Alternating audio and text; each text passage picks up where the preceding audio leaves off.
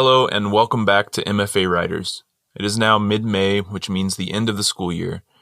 Congratulations to all of you who persevered through another pandemic-tainted semester. This past year has been extremely difficult from a physical and mental health perspective, so you all deserve a pat on the back. I hope you find this summer to be rejuvenating. The end of the school year brings with it thesis defense season, so good luck to all of you who are at the end of your MFA journey and will be defending your manuscripts soon. I know the thesis defenses at my school were this past week, and I want to send a special congratulations to my friend and episode number 1 guest, Mary Hinn, who successfully defended her work this week. Congrats, Mary. Our episode today with Antonio Villaseñor-Baca of the University of Texas at El Paso was requested by listener Jorge Azcarate. I hope you all enjoy it. You can find MFA Writers on Instagram and Twitter, as well as mfawriters.com. Feel free to shoot us a direct message on one of those platforms or an email at mfawriterspodcast@gmail.com. We love to hear from listeners. And if you have a minute to rate or review the show, the best place to do that is on Apple Podcasts. Doing so will help boost our podcast as we try to boost these amazing writers. Finally, as always, thank you for listening, and we hope you enjoy the episode.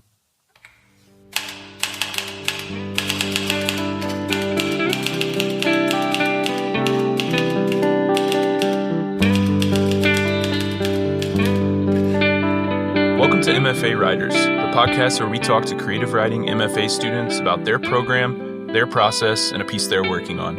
I'm your host, Jared McCormick. Today I'm with Antonio Villaseñor-Baca. Antonio is a Xicanx bilingual journalist, photographer, poet, and writer from El Paso, Texas. He spends his time listening to music and working towards his MFA in creative writing at the University of Texas at El Paso, where he has taught rhetoric and writing studies courses. Antonio also serves as an online editor for Minero magazine and has written for YR Media, 18 to 29 Now, Border Zine, and El Paso Inc. He has published poetry in Rio Grande Review, Mojave Heart Review, and Norte Sur. He focuses on short fiction, poetry, creative nonfiction, and visual photographic narratives. Today, he has brought 2 poems to read for us. Thanks for having me. And I'll get right into these poems. So the first one is titled Pears. Brown bodies are, like pears, contradictions, sweet and bitter, slim and plump, soft and firm. Brown bodies aplenty, covering aisles in Walmart, escaping a hateful white, heat shooting in through the doors. On an El Paso Sunday, the heat holds is thrashing baby purple grapes and smashing oranges, even melting bananas. But brown bodies were, and now brown bodies are, lifeless, losing their color pears on the floor of the Walmart, leaking lifeless juice, puddling simply because they're pears. And the second poem is called A Couple of Cool Things. Remember Sonic Youth toured with car sick cars in Europe and Prague and Vienna in 2007. Hey, honey, cool things sit-in. Don't you know I just want to roll around with you around Europe? With you like a lover, not a dancer. We'll see and love and be buying punk records and small, dingy, dark punk shops with no names, just signs. With just neon vinyl illuminating dark, cobblestone streets filled with nothing but warm, obtrusive neon. Cool thing, let me play it with your radio. We already look like the couple from the Goo cover. We'll call Clint pretentious and mainstream, even though we both really do love him and his shiny gold. Pictures are the only things that give us a glimmer or shine. Ask him if he's gonna liberate girls from male, white, corporate oppression. I'll call you Kim, and you'll call me Thurston. They're touring. a female planet with car-sick cars, fear, baby, all the way from Beijing. Though we're from somewhere even further, we're all strangers walking. Like panthers, not from here, I don't wanna, but we really can be happy. I don't think so. Just stick around by my side. Flip the record, and you and I can pretend this world is ours. Antonio, thank you so much for reading both of those poems. Thanks for being here. I'm really honored to be here. Thanks for having me. Well, you have a lot going on, my friend. As it says in your bio, you're a writer and a photographer. You write fiction and nonfiction, journalism and poetry. And it seems to me from reading your work that El Paso is a really important part of your identity. But I want to hear it from you. How influential has El Paso been to the person and the writer that you are? It's really been the framework for how I've navigated and learned to navigate not just writing, not just my careers, but just my identity as a person. And I guess even beyond that, I mean, El Paso, it's very strange. It really is the metaphor that I always hear is like El Paso's a bubble.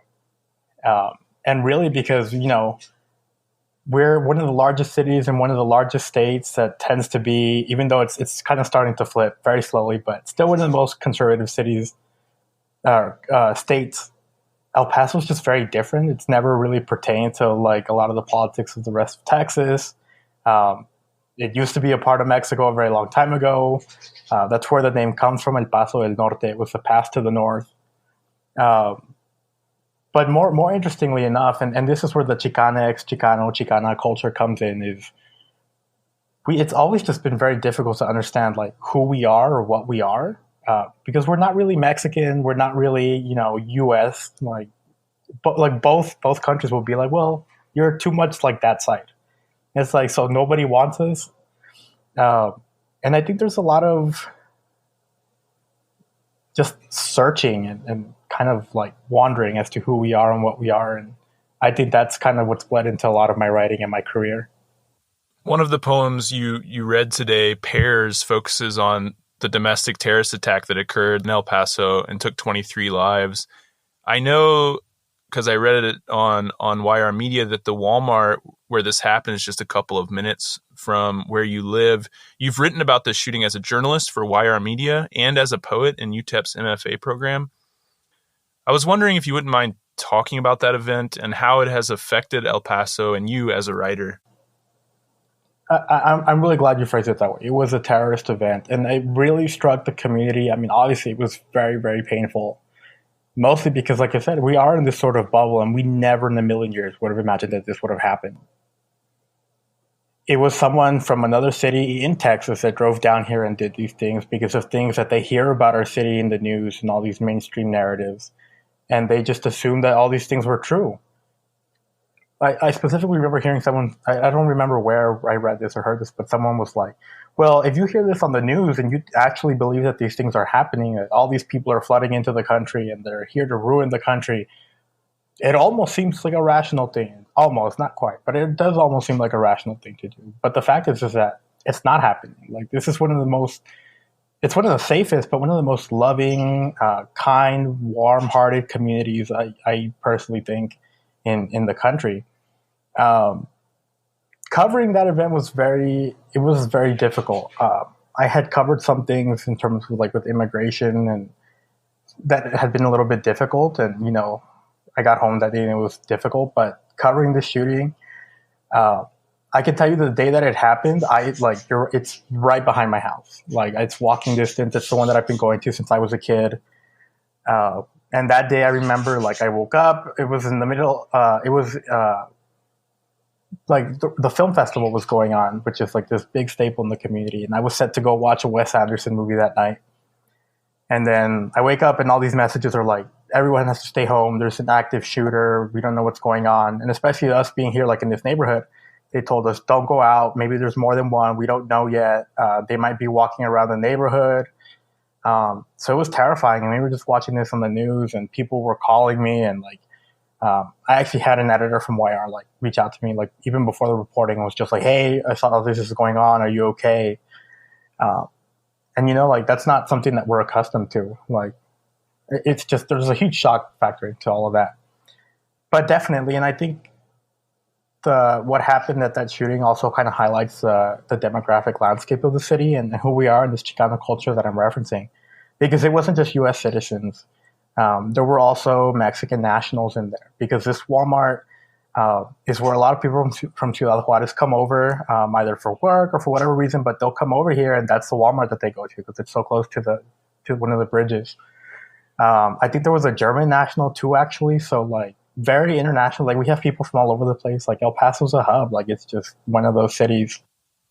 And like, how did that affect the community? Like, is that something that you felt afterwards? I'm sure you did. And like in the last year and a half since it happened, how is El Paso doing?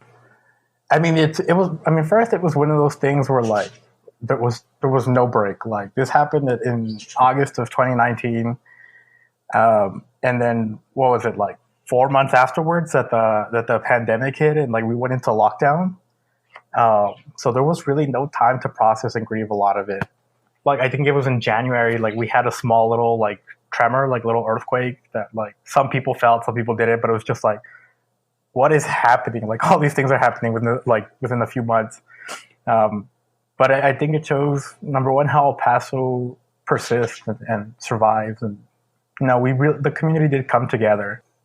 The biggest factor, like immediately, was I remember I left the house. I think it was Monday, so 2 days after the shooting, because it was on a Saturday. It was the first time that I ever like left my house and was driving in El Paso and just heard silence.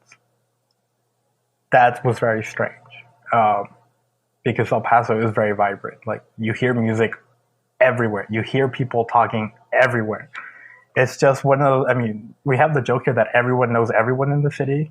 And people treat it like it's a small little pueblito, but the fact is that it is one of the largest cities and one of the largest states in the country. And so that feeling is just, I think, a very strong sense of community and how much we just talk to each other, strangers, friends of friends, family of friends, friends of family. Like we know faces and we'll just, hey, how's it going? How are you doing? Where are you off to? The Big Eight? Oh, cool. I'm going to Walmart. It's just there was so much motion. And so hearing my city like that was an immediate kind of effect of what had happened that day. And that slowly started dissipating. Like, again, like the music started coming back and everything. But I do think that there was a lot of survivor's guilt because it was just, it's a Walmart that we've all been to. Like I had that reflection. I'm like, what if I had been there that morning to buy groceries? It's just this horrible. And then the fact that they reopened it, that Walmart, it's very strange. And I mean, I won't lie to you. I've been to that Walmart. It's again the one that's like the closest to my house, but it's just so strange and annoying. Like this happened and we're still here.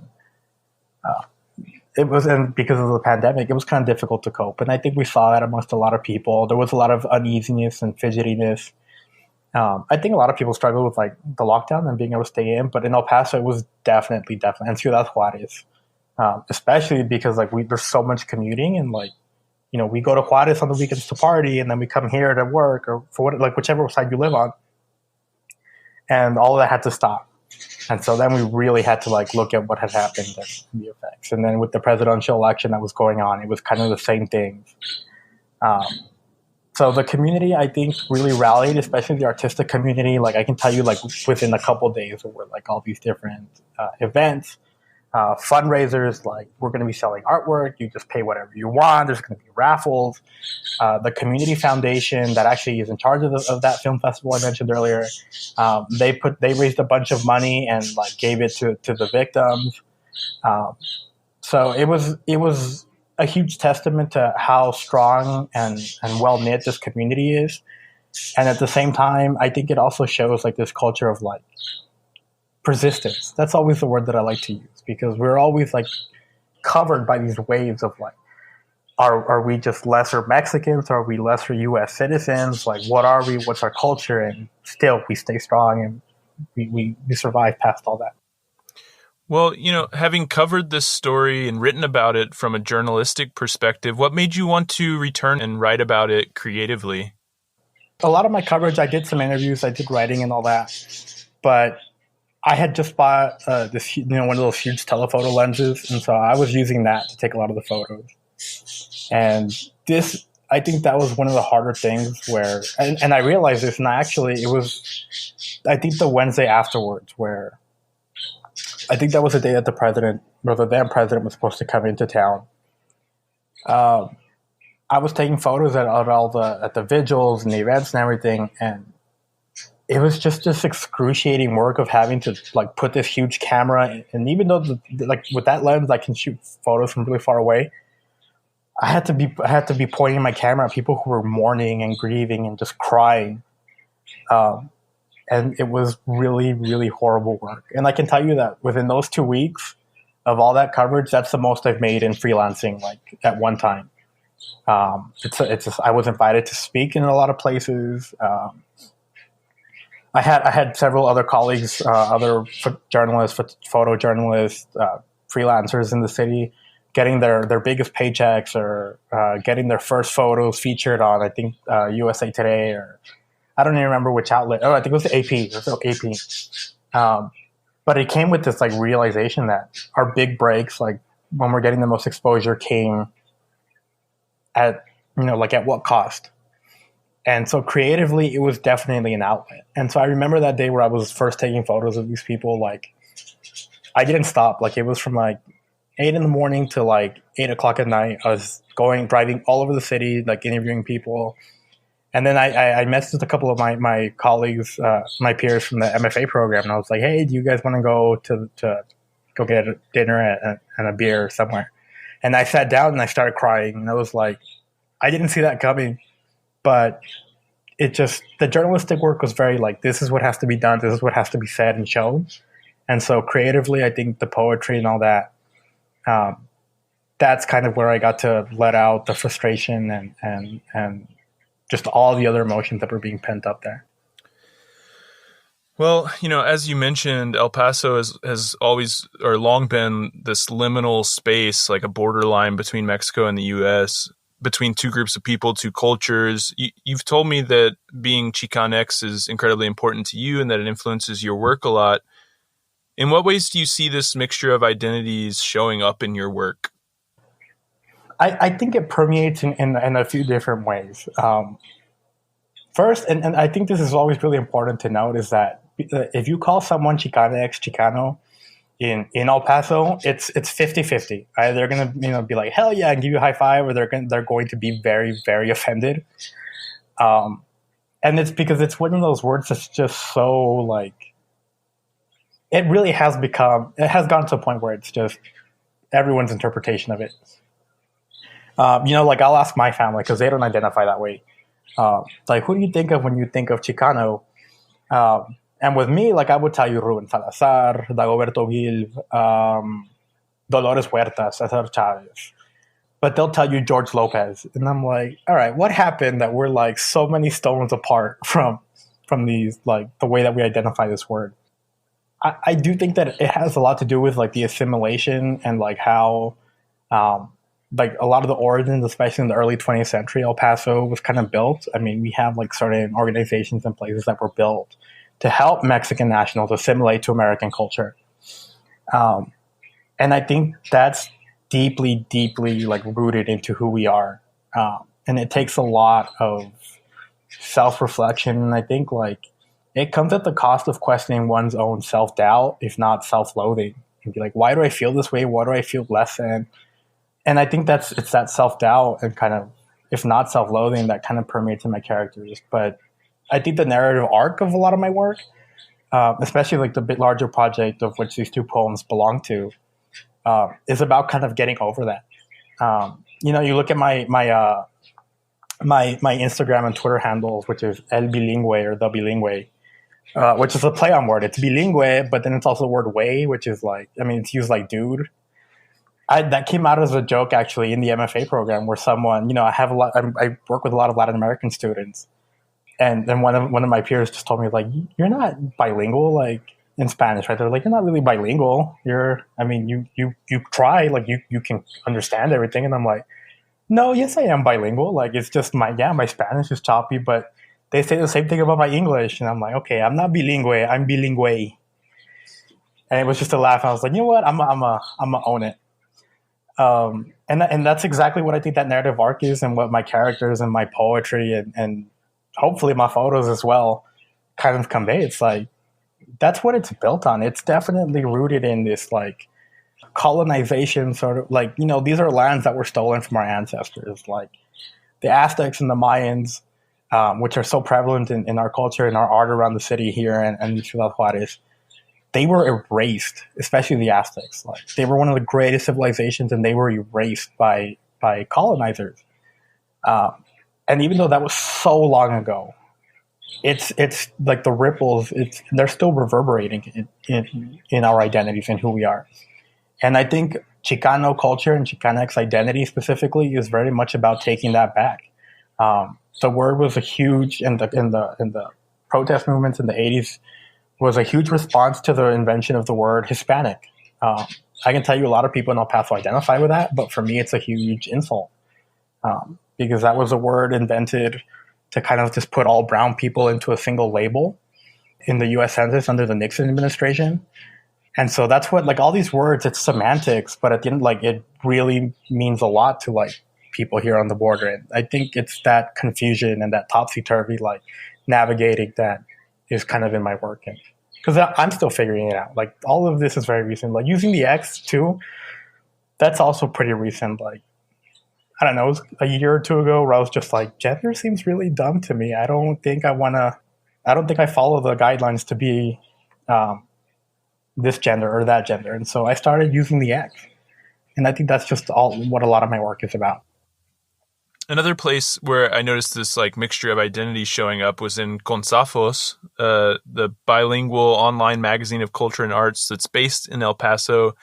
You founded the magazine. You're the editor-in-chief. Tell us about that project. That magazine is my pride and joy. It's gone through several iterations with different people. But as it is right now, it's I can assure you it's not defunct. It has been a little bit slow, but I was actually like working on a review this morning for it. It's a magazine that started off as it was supposed to be a one-time thing. And this was, I think, like in 2015, 2016. It was just supposed to be about kind of the same thing that we've been talking about. A friend of mine approached me and was like, hey, let's do something where we can talk about the citizens of El Paso, the business owners, the artists. And, we'll come up with these stories, find some funding, get it published, and we'll be done with that. That project sort of morphed and turned into an online thing. And we're like, well, we can keep it going. There's different things going on. There's obviously enough people to do this like for a very long time. And there always will be, and there will be new ones. And so that was when I was still doing my undergrad at UTEP as well. And then the year that I graduated, I kind of took the year off before my master's. And actually, like, because of the MFA process, and I had struggles finding funding. So I was like, you know what? I'm not going to go into debt. I'm going to focus on this magazine. I revived it. I restarted it. I actually found an attorney. I found investors. I found one of my old writers to like help me start it up again. And I was like, but you know what? Like now, like let's do like a music magazine. Like that's what we always talked about. And at the same time, I'm like, we don't need to like throw El Paso out of like the mix. Like I think it can be the center of what it is. And so that's how it started. Like, I mean, at this point, I've interviewed people all over the world, and we still interview people from everywhere, all different types of genres. I actually did some interviews in Chile for the magazine. And that, I mean, in person, but like over email and over the phone, Japan, Australia, like everywhere. But we always try to give a spotlight to people from El Paso or artists that use bilingual lyrics. Anything that shows like a mixing of culture. And so that's how Consaf started. The name itself also comes from a book called Drink Cultura by Jose Antonio Burciaga, who is a writer from here too. He's actually the one who painted the Chicano Last Supper, which I believe is still located at Stanford. But he went to the same high school I did. He graduated with my grandfather. But that book was one of the first huge stepping stones of me discovering and identifying with the Chicanx culture. It's like a bunch of little vignettes, but the CS is actually on the cover, and CS Consafos was a tag that was used in Segundo Barrio, which is a historic like neighborhood in El Paso. And it was a graffiti tag, and it was, I guess a direct way of translating it would be kind of like, not the direct way, but directly it would be like with safety or something like that. But it means like you can't mess with it. Like whatever was sprayed with like the CS was like, you can't mess with this. This is unequivocally me and my property. And like, and Burciaga uses that idea and kind of applies it to the Chicano people. And it's like, look, mainstream media sees us this way. People will treat us this way. We'll be demeaned. We'll be lessened. But that's not our reality. So whatever you think, however you want to treat us, however you want to see us, that is not our reality. That's not who we are. And so that's what the Consafos means. And so I was like, as a journalist, I think that's amazing because it's about fighting narratives. As an El Pasoan, I love it just as much because I'm like, people still, you look at movies like Logan, Sicario, like all these movies were like El Paso is like a war zone, and I'm just like, dude, like that's where I buy burritos. That's not where there's like gunfights. Like, are you serious? Like, so yeah, the Consafos is very, very relevant in my life, and that's why I chose that for the magazine, and that's where the magazine comes from. Well, you wrote about the magazine that artists, musicians, writers, and any other title they use are people before any categorizing label. And as people, our stories run deeper than a profession, and our interviews and stories reflect that. I love that quote because to me, that is like the creative mind at work. You can't just write about music. You have to look underneath the surface and find the human story in it, which that got me thinking, what came first, the journalistic writing or the creative writing for you? I think that's a little bit complicated because it's both, I guess, and also neither. This is kind of that eclectic, chaotic sort of like I'm all over the place thing I was telling you about, and that you kind of saw with the work that I do. The very sweet short story is that I got into writing of any kind because I used to love baseball, and somewhere along the road I was like, you know what? I don't think I'm I wear glasses. I have pretty weak knees. I don't think I'm going to make it to center field for the Boston Red Sox. But baseball was just still such a huge cultural point of reference for me. I fell in love with my Latinidad, my Latinx identity when I was a kid by watching David Ortiz with the Red Sox. And then on top of that, it was also a family thing because my grandfather he's the one who loved baseball his whole life, and he's the one that I would watch the games with. And so when I realized, like, all right, I don't think I'll be able to play, but I can still hang out with these people if I was like a journalist and I started working for ESPN. And then as I got to college, it kind of morphed and it got into political reporting and immigration and stuff. As much as I still love the Red Sox and the Celtics, like I was like, yeah, I think my skills were a little bit better in these areas. And then for a while, it shifted back into the creative writing during my undergrad because I majored in those two fields. And the creative writing, I always thought was just going to be a supplement to the journalism. My focus in the long run was always going to be publishing a book, publishing poetry. But the way I would make money would be the journalism. And so, which, if that doesn't show you how naive I was, that journalism was going to be how I broke the bank. And so they kind of started like complementing each other, and it would reset. Like I would fall in love with one more than the other, and then the other one would morph a little bit, and I would want to focus on this, and I would want to focus on that. And so they kind of kept turning and reinventing themselves in my life. And it got to the point where I was just like, and actually coming into the MFA, this is a question I had for myself. I'm like, am I a journalist who writes poetry, or am I a poet who does journalism? And that's kind of where that quote comes from. I just realized I'm not either. Like I'm a person who does both.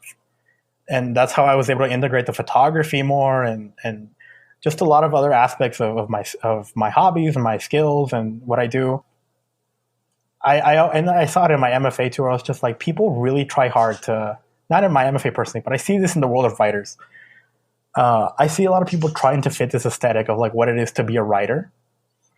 And more times than not, in my opinion, I think that leads to very problematic writers, like that you need to fit this like tortured writer, like Hemingway is so great. Nah, dude, just be a person. Like understand that Hemingway was problematic too in his own way. Like he was kind of a jerk. Like the writing is technically very, very like technically proficient and amazing, but some of the characters maybe aren't. But if you're just focused on being a writer, like yeah, he's amazing and like infallible. And so I think this idea of like being a person first and then falling into your what you do as for a living or as a hobby or however you choose to identify, you're a person first whose actions have repercussions, and you need to live life. Like that's going to beat your mark on this earth. You applied to UTEP as a poet, right? No, quite the opposite. I was focused very much on fiction. I wanted to write novels, and like that was me. I was like, maybe I can branch off into short stories, but it was those two. Like poetry scared me, and I still do everything. Like I use poet because I think poetry should be like in every genre of fiction or of writing. But no, I applied and I was going to write the next great novel. Like that was my thing. So you applied for fiction? Yeah. Mm-hmm. And then during the program, you decided to like explore poetry, and now it sounds like you're writing in lots of genres. So that must be encouraged in the program. I think like there's definitely like finite rules. So like they tell you like your thesis is going like the length of it is going to be based on what genre you're writing in. So I think the manuscript has to be 90 pages if it's poetry and 120 for fiction or anything else. Navigating my identity and what I wanted to do for that thesis. That was the main objective for me. And so the genre really blended along the way because I wanted to write a novel, and that's part of what I'm doing. But then I really fell in love with poetry that following semester in spring of 2019. I started using more photography in that class. I was like, why not experiment with doing photography and poetry? And actually the cool thing, is that what the poem's called? I forget the name of my own poetry. But that one has an accompanying photo that was added on later to that poem. My publication in Norte Sur also was started with a photo that I took when I went to Cuba.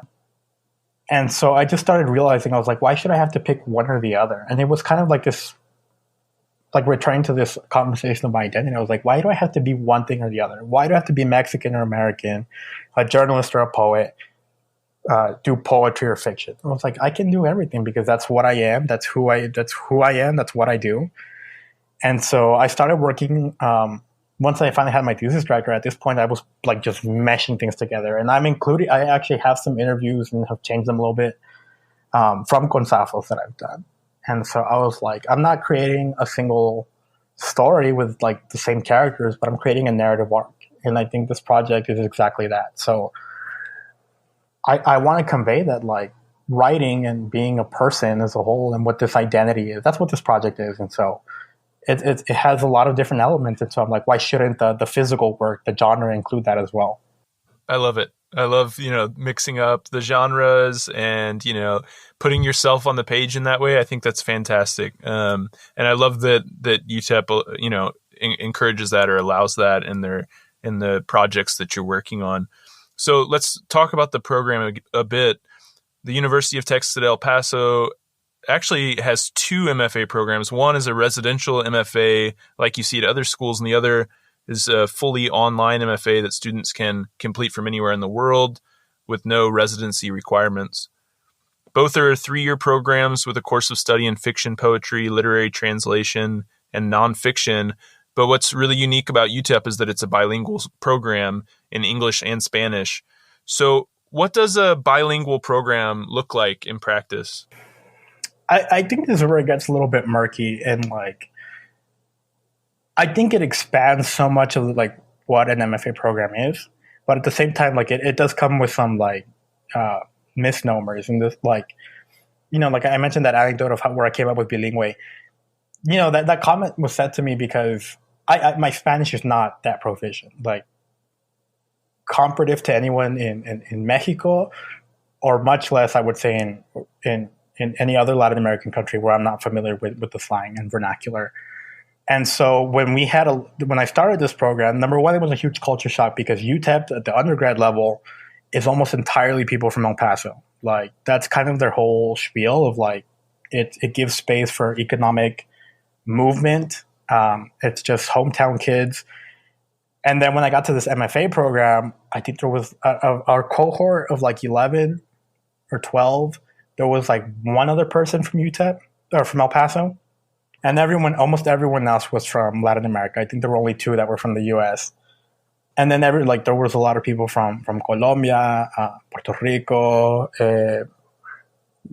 Peru. There was one from Costa Rica, and so some of them were writing exclusively in Spanish, and so there was actually a struggle. So it wasn't so much like as it was bilingual as much as it was two languages existing in the classroom, and so there was a little bit of a disconnect there.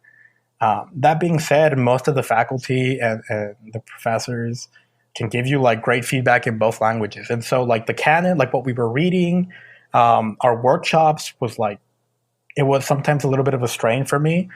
I know some students who either didn't know English or didn't know Spanish, and it was a strain for them.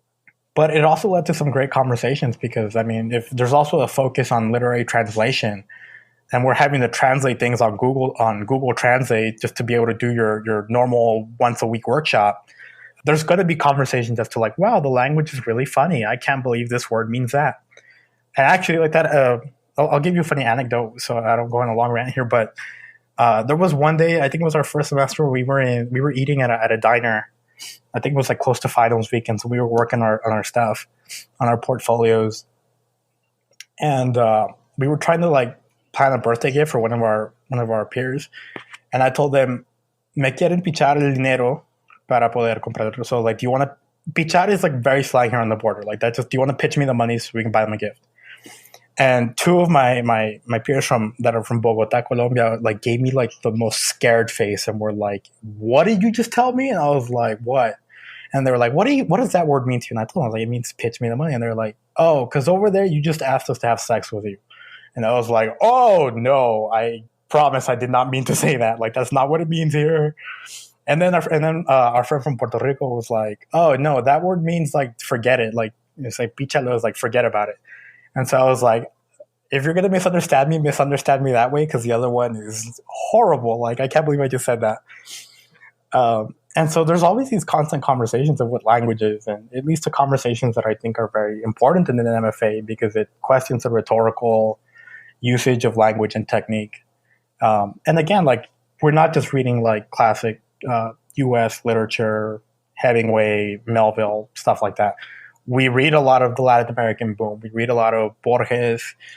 I want to say we read a little bit of Marquez, but I mean, we've read amazing writers, and it was a canon that I was not accustomed to at all, having been from El Paso, and from the border on the U.S. side. I'm curious, like working with these students from all over Latin America, how has that changed your writing or maybe even your perspective of El Paso, having people in your cohort that you're working with on a daily basis and having conversations with? I mean, the one thing is that it definitely helped me see my community from a different lens. And it also, I mean, was also very critical for me in terms of like taking pride in my identity. Because a lot of people do come here and they're like, doesn't Chicano just mean like you can't speak Spanish that well? And I'm like, no, like it's a whole culture. And it was kind of, and I can tell you, like, there's not a lot of Chicano literature in the classes that I've read. I was listening to the podcast last week with Alejandro Puyana, and I think he had published with Huizache. Huizache was I think, started or founded or at one point led by Dagoberto Gil. So I'm like, there's no shortage of Chicanx writers. But the only one that we would really get was like Sandra Cisneros. And I'm like, there's so many more. And that, yeah, I had beef with that too. And so, like one writer I got to discover in a class about writing the novel was, and it was like a novelist that I had to look up for a presentation, was Elena Maria Viramontes, whose book Under the Feet of Jesus, like, so good. And it's definitely, like, in terms of its narration style, is so unique. Yeah, it's been able to see my community and discover my identity from like a different lens and take pride in that, as well as opening myself to other parts of the world. And like I said, like as unique as El Paso is, and there's the Mexican culture and Chicanx culture is very prevalent here. The education system is still part of the U.S. And so high school, I still read Hemingway, Shakespeare, I don't know, a bunch of dudes like that. And so an MFA class as a whole, like, I mean, obviously it's a master's in creative writing. There should be more. You should be experienced in new things. But this was canon that I don't think I wouldn't have been shown in any other place. And so like I said, I was going to go to like one of two other MFA programs the year I ended up taking off. And I got to look at some of their classes and what the readings that they were requiring me, and it was nothing at all like what I ended up getting here at UTEP. Yeah, it sounds great. I mean, any kind of opportunity to like diversify the readings, diversify the cohort, diversify the perspectives in a program, I think can only benefit you as a writer and a reader in these programs. One thing I was curious about with UTEP, I was reading on the website, apparently it's the first school to offer a 100% online MFA program. And now they're the first to offer an online MFA in Spanish for Spanish language poets and writers who may have visa issues or family issues or jobs that would otherwise prevent them from pursuing an MFA. How much do you know about that program? Are those students taking the same classes with the same professors as residential students? So there are small differences. I can tell you I've taken I think two classes in the online MFA, and they allow the residential students to take like one or two. I had one peer in my cohort who actually went to go study abroad, and so she had to take classes online, and they're like, well, that's fine. Like, you're going to another country to like write, so of course we're going to let you. And then meeting the students from the online MFA I was like, oh, like they were from everywhere. I can't even remember the country, but I was like, they're not from even this hemisphere. So, yeah, it is 100% online. I can tell you, I think it was, like the pandemic has made everything kind of, the timeline's kind of weird. I think it was 2 years ago where we had Lupe Mendez come to UTEP and read from his latest book of poetry, Why I Am Like Tequila. He was an alumnus of the online MFA. And it's working with the same faculty. I think one of the biggest differences is the only classes on theory and writing that we take, that's with a different professor. Like they're both taken with the directors of the different programs. And so that's an invention that came from the idea of accommodating students and realizing that this bureaucratic stuff is very impractical, if not counterintuitive to actually helping people with their education to do what they want to do. Just the struggles between the Ciudad Juarez and El Paso sides, between crossing the border sometimes is a big factor for a lot of students at UTEP. And this online MFA and these classes help that. And it's really just about, it opens up these conversations and these workshops and gives different perspectives. And we get to have more influences and more writers brought to the table. And that's really all that does, and why the online aspect of this MFA is such a big deal. And one thing I imagine that's different between the two programs is funding opportunities. It was a bit hard to find funding info on UTEP's website, but it doesn't seem to be a fully funded program. I know that you have taught at UTEP, so was that an opportunity that came through the MFA program? It was kind of in lieu of. So when I got into it, I'm actually kind of fretting about that right now.